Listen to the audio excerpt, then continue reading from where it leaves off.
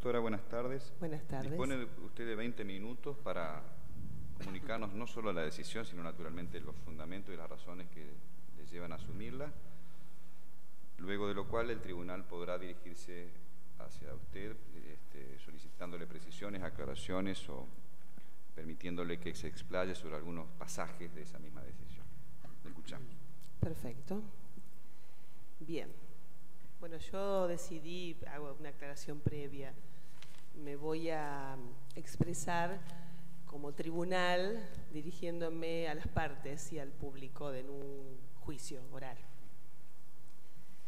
Bien, luego de haber deliberado respecto de las pruebas rendidas en este debate, este tribunal se va a expedir en primer término respecto de la teoría del caso expuesta por la Fiscalía en este debate.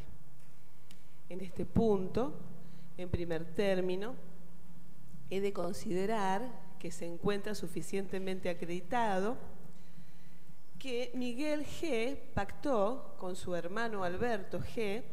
una cesión de derechos y acciones relativas a la sucesión de un inmueble de propiedad del padre de ambos, quien en vida se llamara Bartolo G., contrato que se celebró en forma verbal y mediante el pago de un precio. Estos hechos, sostenidos por la Fiscalía, son suficientemente respaldados a criterio de este tribunal por el testimonio que coincidentemente brindaran el señor Miguel G. y el señor Alberto G.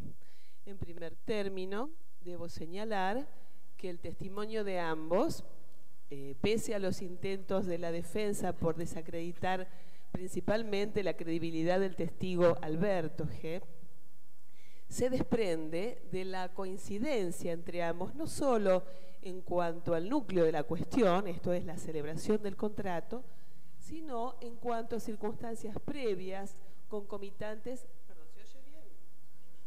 Y posteriores a la celebración del contrato de cesión, incluidos los móviles que llevaron al señor Miguel a hacer esta cesión en favor de su hermano, algunos de índole sentimental. Como decía, estos hechos surgen claramente acreditados de estos testimonios y también para abonar la credibilidad del señor Miguel, este tribunal debe considerar, tal como postulara y señalara en sus argumentos conclusivos finales la Fiscalía, que el señor Miguel está perjudicando la situación procesal de sus hijos y no obstante ello declara en este sentido.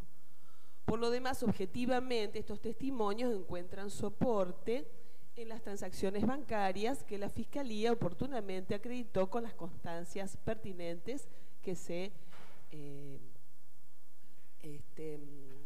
exhibieron durante el debate y fueron introducidas con el testimonio del gerente de la entidad bancaria donde se llevaron a cabo. Como segundo punto expuesto por la Fiscalía, en cuanto a la plataforma fáctica de su acusación, este tribunal considera que también se ha acreditado que tanto Patricia como Sergio G. conocían plenamente de la existencia de este acuerdo entre su padre y su tío. Pese a la negativa de Sergio y a los argumentos sostenidos por la defensa en este punto, estima este tribunal que este extremo sostenido por la Fiscalía se desprende no solo de los ya señalados testimonios coincidentes de Miguel y Alberto G., sino también de los testimonios que brindaran Juan y Pedro, totalmente ajenos a la relación familiar y carentes de todo tipo de interés en lo que tiene que ver con la existencia o no de este acuerdo y de la cuestión que se ventila en este debate, lo que hace a su credibilidad. Bien, también y en tercer lugar, estimo comprobado que Patricia y Sergio engañaron a su padre diciéndole que debería suscribir una escritura de cesión de derechos en favor de ambos, pero esta vez relativa a los bienes derivados de la sucesión de la muerte de ambos y esposa del señor Miguel. Y engañándolo de este modo, lo trasladaron a una inmobiliaria donde obtuvieron que Miguel G. firmara una cesión de derechos y acciones en su favor. Este punto de la plataforma fáctica de la acusación se desprende de los testimonios de Miguel y de Alberto, y particularmente, y en cuanto a estas circunstancias, contamos con el testimonio de la mucama, la señora Sara, que dice haber visto el momento en que los hermanos Sergio y Patricia fueron a buscar a su padre y le dijeron a viva voz: apúrate papá, que la escribana nos está esperando por el tema de la cesión de la sucesión de mamá, tal como señalara puntualmente la Fiscalía en su momento. Debo rechazar los argumentos de la defensa orientados a restar credibilidad, a atacar la credibilidad de la testigo, ya que si bien es cierto que la une a una relación laboral con el señor Miguel, lo cual debilita su fuerza probatoria, es también cierto que tenía una clara relación afectiva con ambos imputados, lo que equilibra, a modo de ver de este tribunal, la credibilidad de la mucama como testigo. También contamos con el testimonio de la vecina, que se cruzó con los coimputados y su padre en el momento en que se dirigían rumbo a la inmobiliaria. Intercambió algunas breves palabras con el señor Miguel, que le dijo que iba a la escribanía a arreglar las cuestiones relacionadas con la sucesión de su difunta esposa, la señora Gladys. Bien. Así expuestos los hechos que a criterio de este tribunal han quedado acreditados, sosteniendo la teoría del caso de la Fiscalía, es pertinente analizar si se encuentran o no configurados los delitos por los que la Fiscalía acusa a Sergio y a Patricia, si en su caso es otra la figura jurídica en que correspondería encuadrar esta conducta, o si nos encontramos ante la inexistencia de delito. En este caso, la defensa sostiene una teoría que hace especial hincapié básicamente en la inexistencia de ardid. Y sobre este punto postula la atipicidad de la conducta desplegada por sus pupilos. Este tribunal considera que la comprobada conducta de Sergio y Patricia de engañar a su padre, de trasladarlo a una escribanía, de abusarse de la lógica confianza que él mismo depositaba en sus hijos, como así también de una cierta debilidad visual del señor Miguel, constituye uno de los modos comisivos de defraudación que contempla el artículo 172 del Código Penal, que tiene dos formas de comisión, no solo el ardid, sino también el engaño.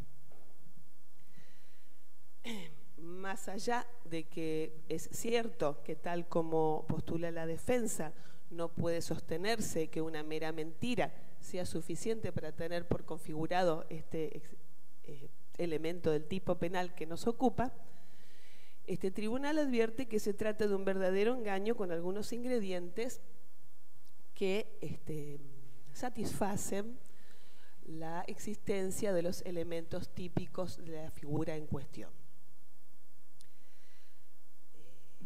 Y obviamente se encuentran reunidos también los elementos subjetivos, ya que Patricia y Sergio conocían plenamente la existencia de los elementos objetivos, sabían lo que hacían e hicieron lo que querían hacer.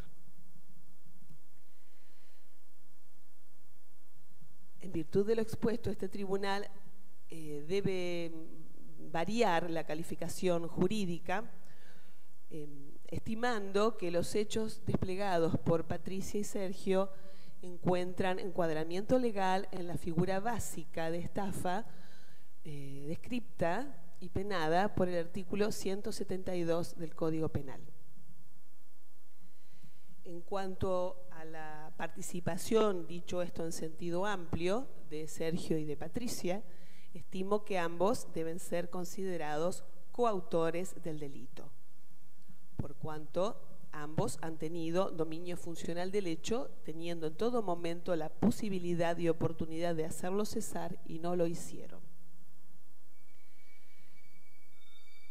Estando entonces en presencia de una conducta típica, si bien no ha sido alegado por la defensa, es obligación de este tribunal analizar si esta conducta es antijurídica. En principio, no nos encontramos ante ninguna causa de justificación, por lo cual estimo que nos encontramos frente a un injusto penal.